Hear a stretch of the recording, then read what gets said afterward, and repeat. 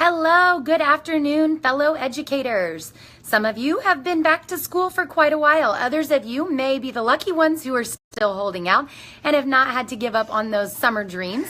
My name is Tiffany Climer and I'm with Encompassing Education, and I am going to be talking to you today about hitting the ground running with RTI. The first thing that I want to make sure that you understand is that while you may not have the end of the year testing data that you had hoped, perhaps, I know that never happens, but you are going to do the best you can with what you have. I want you to analyze the data that you do have for all of the students that you have in your building. This is going to allow you to identify the needs that the students have and be able to group those students based upon those like needs. In order to group those students, though, you're going to have to make a couple of decisions. You're going to need to decide how RTI is going to run in your building. Are you going to have one set time that is going to be set for the entire school as a school-wide time that, say, from 8 to 8:30 or 8:45 or whatever time you have for RTI, everyone in the building is going to be grouped for RTI skills-based groups? That's something that you can do. Obviously, there are a million details that will need to be worked out in order for that to run smoothly in your building, but the decision is yours to make.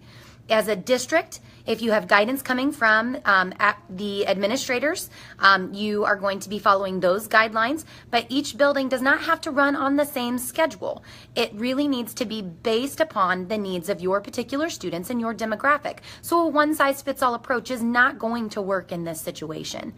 If the school-wide time is not something that you're really looking into, perhaps a grade level time is something that you would be interested in.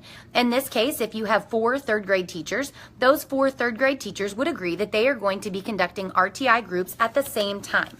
This is going to allow them to share students so that you have one teacher that's working with a particular group of students that have been grouped by similar skills.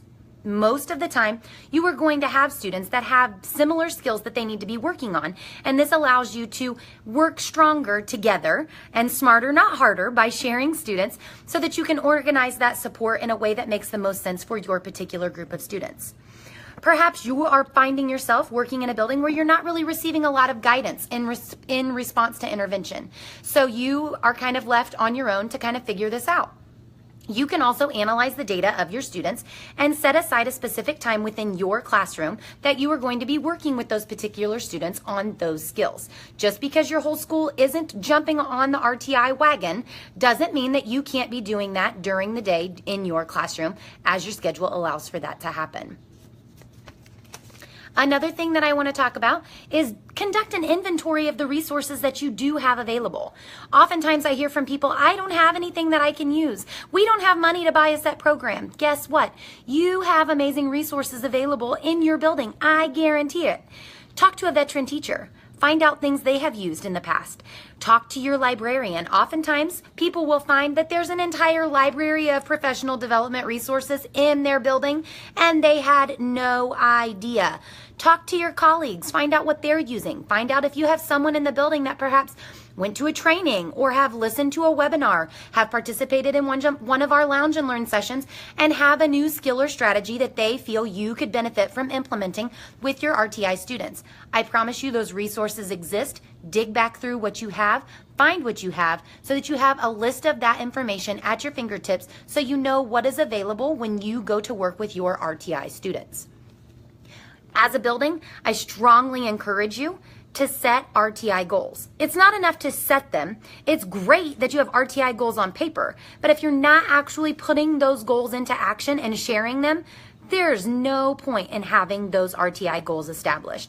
So if you're not setting them at the district level, set them at your school level. If your school isn't jumping in with RTI, talk to your grade level team members, set those RTI goals, share them among the building, those that need to know, so that everybody can identify what those goals are and be working together to accomplish those goals during this school year. This is also a great time at the beginning of the year to review your current RTI protocols that you already have in place. It's never a bad thing to refresh everyone on this is how we do things and this is why we do them. Both of those are key pieces to getting RTI up and going and keeping it going in your building. It's very important that teachers and students alike understand not only what we're doing, but the why we're doing it. That helps them become personally invested in the process and helps you when you're working with them, because they will focus more as they are doing all of the activities that you have planned for them when it comes to RTI. If you're finding that you are lacking in data, I assume that a lot of buildings have already conducted some beginning of the year assessments. Analyze that data and group those students as soon as you can, because you do not want to waste any time with these kids. Time is precious, and the clock is already ticking for this school year. So get that assessment data in your hands, analyze it, group those kids, and get them going. I also would encourage you, I know it seems, we run on an 8-week cycle. We don't need to worry about that for a while. Guess what? Those 8 weeks are going to fly by. So I highly encourage you to go ahead and set those decision point meetings when you know that you need to meet back for these students to make those sound educational decisions to determine your next steps with RTI. All of these things are going to get you up and going with RTI, hit the ground running, minimizing that downtime at the beginning of the year, and you can really focus those instructional efforts on the students that need the most support. Thank you so much, guys. Stay tuned for all additional Encompassing Education updates on all the great things we have to offer. Thanks and have a great day. Bye-bye.